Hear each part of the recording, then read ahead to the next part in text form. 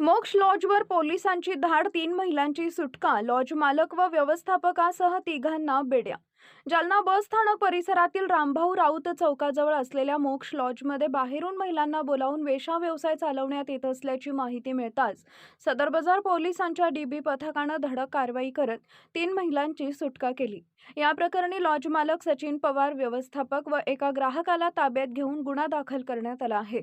पोलिसांनी दिलेल्या माहितीनुसार 2 जून 2026 रोजी सदर बाजार पोलीस ठाण्याचे डीबी पथक प्रमुख police head constable Sachin Sanap यांना मिळालेल्या गोपनीय माहितीच्या आधारे भोकरदन नाका चौकी डीबी पथक व AHTU मानव तस्करी प्रतिबंधक पथक यांच्या संयुक्त पथकानं मोक्ष लॉजवर छापा टाकला.